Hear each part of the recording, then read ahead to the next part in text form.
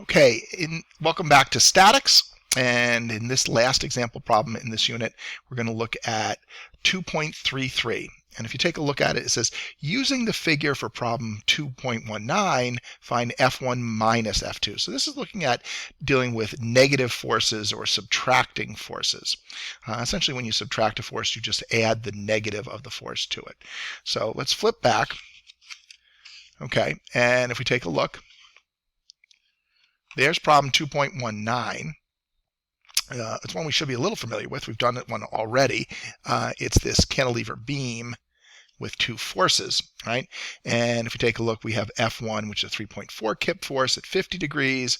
We have F2, 4.8 kip force at 63 degrees below here, right? So, and of course, in 2.33, the problem is F1 minus F2.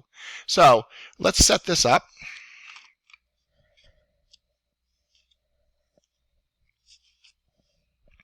All right, and here we go. Here's our problem. It's 2.33, given problem 2.19 as shown. Here's our cantilever beam. We have F1, 3.4 kips at 50 degrees, F2, 4.8 kips at 63 degrees. All right. I generally like to use a kind of table plan with this grid paper. The table works out pretty nicely. So we have two forces. We have F1 and we have F2. In terms of the magnitude, well, this one's 3.4 kips. And now you're dealing with negative F2, right? So the simplest way to do that is just keep the angle the same and change the magnitude, right? So instead of having it be 4.8 kips, we'll make it minus 4.8 kips. By the way, you can also change the angle by 180 degrees. It'll work out to be exactly the same, but it's a little more complicated. So I recommend you just change the magnitude. Now, if we take a look at the angle, again, for F1, remember, I always like to have my angles with respect to the positive horizontal. So instead of just using 50 degrees, we actually measure it with respect to the positive horizontal, right? And so that's going to be equal to 130 degrees. And why I do that is that automatically corrects the sign. Similarly, instead of using 63 degrees, we're going to go all the way to 180 and then add 63 to it, right? So 180 plus 63 is 243 degrees. Now we're going to use components, and if you recall, f of x is equal to f cosine theta, and f of y is equal to f sine theta. So let's put these in.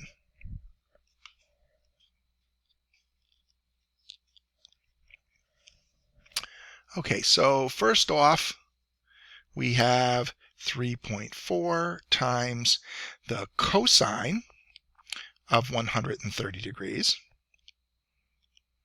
right? And that's minus 2.18, but it's a little more than 5, a little more, so it's 2.19, right? And then for f sub y, we have 3.4 times the sine of 130, right? And that's going to be equal to 2.60, right? It's a 4, so it's going to be rounded down. Now, keep in mind, this is a force at 50 degrees, so it's going to be slightly more vertical than it is horizontal, but not by much. And of course, this is in the second quadrant, so it should be negative, right? So the x component should be negative and the y component should be positive. Let's do this bottom one down here. This is minus 4.8 times the cosine of 243 degrees. Right? And that comes out to be equal to 2.18 or 2.179. Right? And we go to Fy, right? We have again minus 4.8 times the sine of 243 degrees. Right? And that comes out to be equal to 4.276 or 4.28, right?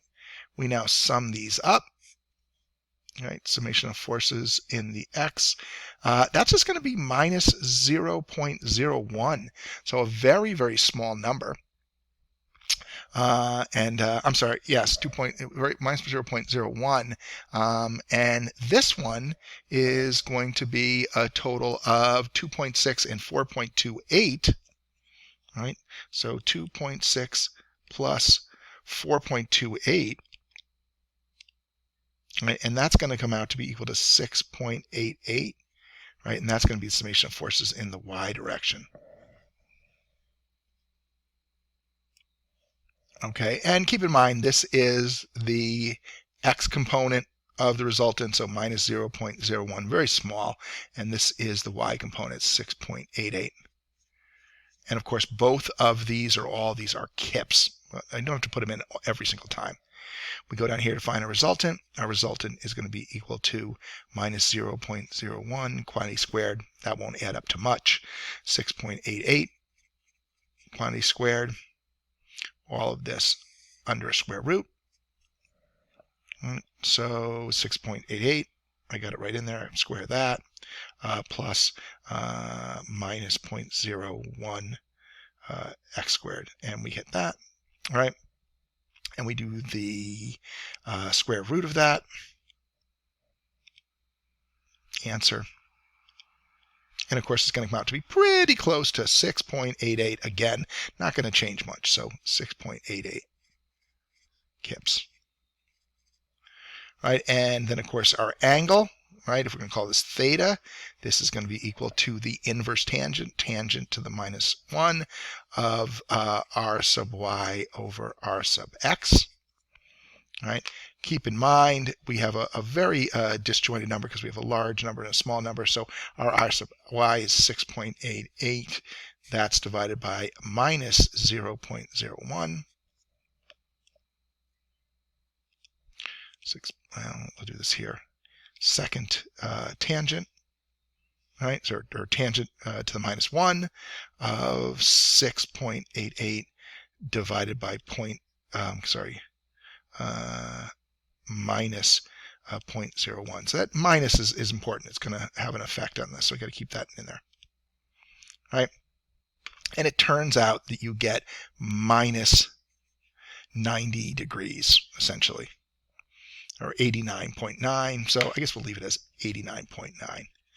Don't need to line it. So minus 89.9. Now, if you take a look at that, does that really make any sense? Well, again, this is one of those tangents that is messed up because what you actually have is you have a very small x value and a very large y value. So this is true that this number is the tangent of that, but you actually have to add 180 to correct this. Right? So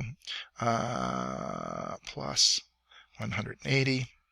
And you actually get it, it's a little over 90 degrees, right? 90.1 degrees, right? So always keep back and take a look at your values.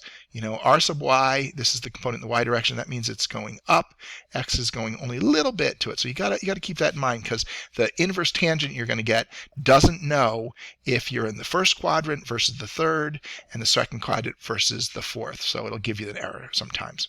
So in this case, our final answer is r is equal to 6.88 kips at 90.1 degrees. And again, highlight, underline, etc. And the problem's done.